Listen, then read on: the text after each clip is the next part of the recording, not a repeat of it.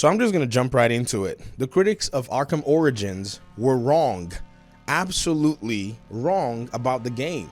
In fact, the game is a more respectful game to what the Arkham Dream is all about.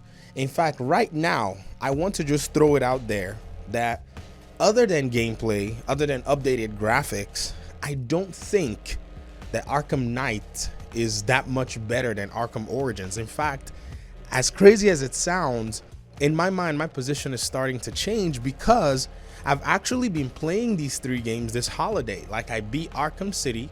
If you've not seen my retrospective, please give it a watch. I've also beaten Arkham Origins. Again, this is two games I've spoken of. I've beaten them multiple times before, and I'm only 10% into Arkham Knight for like the fourth time, which I've already 100% completed Batman Arkham Knight.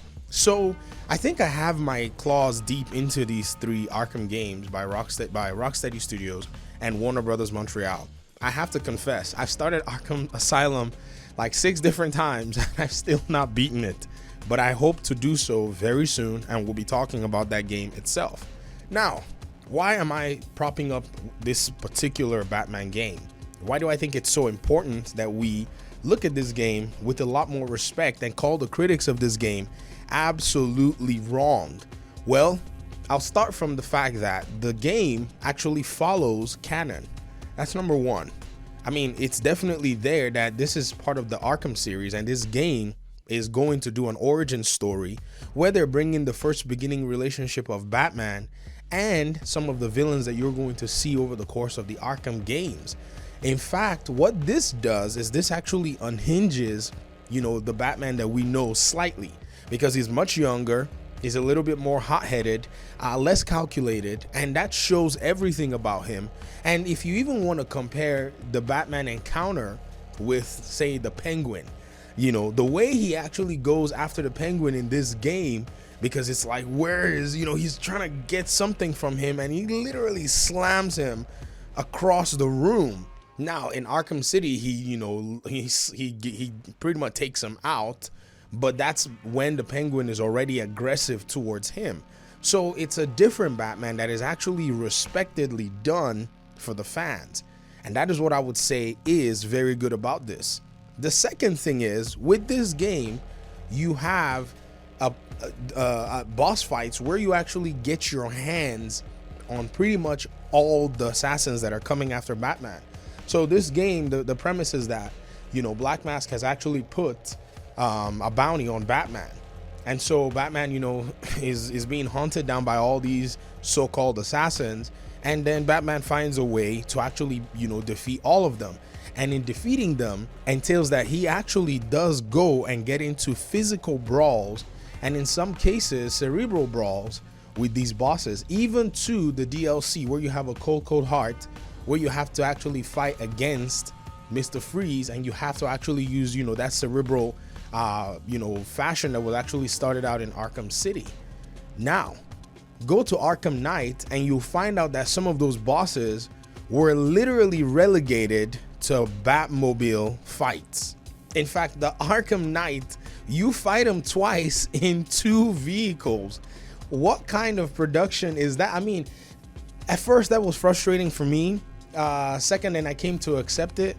And I think at this point, if you're saying Arkham Origins is not a better game in terms of gameplay, or if you say that Arkham Origins cannot compete against Arkham Knight, then you're living in denial. That's just pretty much what it is. I mean, I'm not trying to castigate anybody.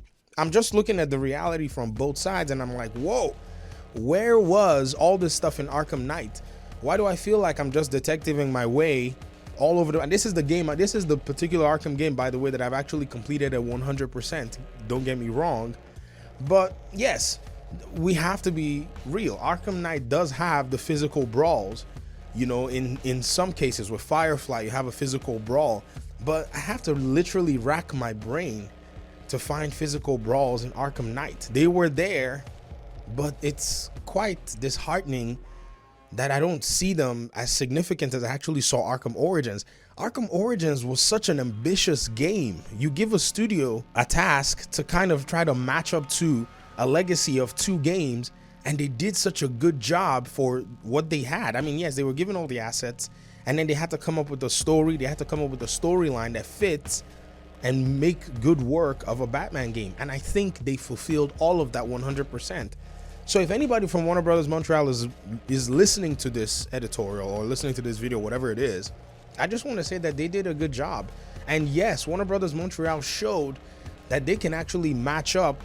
If it wasn't for the fact that they did get like all the assets and all that stuff from Rocksteady, I think they're also an equally talented studio.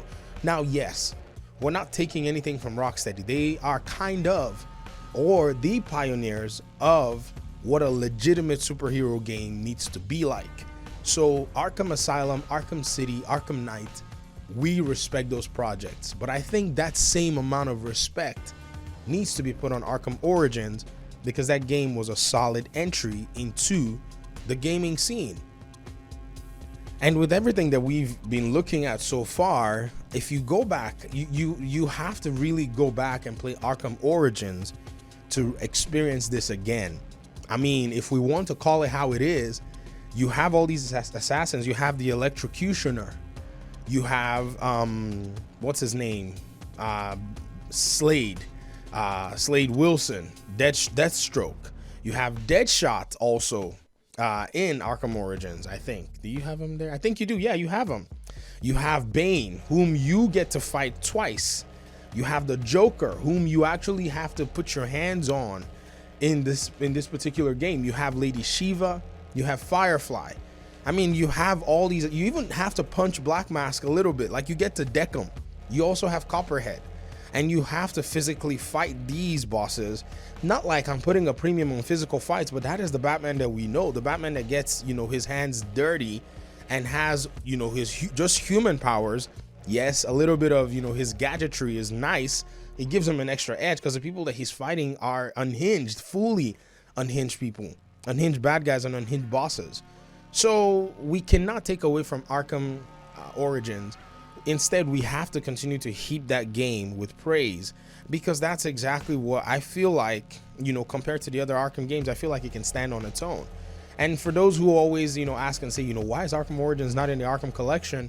I think those projects are actually being done by Rocksteady. I think they're just remastering their games, porting them to be able to be played, because I just played Arkham Origins Return to Arkham on my PS4. Because for some reason controller support on Steam has lost its mind for Arkham City. I don't know why. Like, all my controllers are just acting up. Like, I don't have, if anybody knows how to solve sensitivity issues, that's what's happening. I'm having sensitivity issues on my Arkham City on my PC.